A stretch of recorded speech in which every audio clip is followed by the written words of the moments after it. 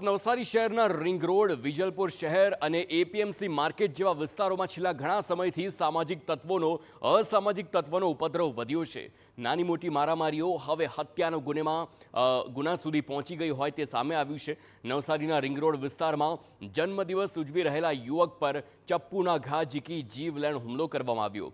ઇજાગ્રસ્ત યુવકનું સારવાર દરમિયાન મોત નિપજતા સમગ્ર બનાવ હત્યામાં ફેરવાયો।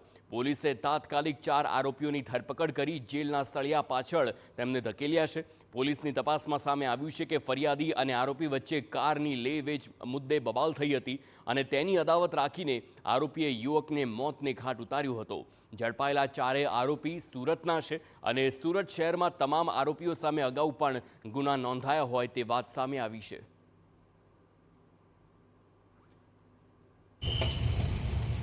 આરોપી છે ટીપુ ભાટેના, એને આ જે ફરિયાદી છે એને જમણા પગના જાંઘ ઉપર થાપાના ભાગે ચપ્પુ વડે ઈજાઓ કરી અને બીજા જે 3-4 આરોપી હતા તેઓએ એને ઢીકાપાટુનો માર મારીને ઈજા કરેલ હતી।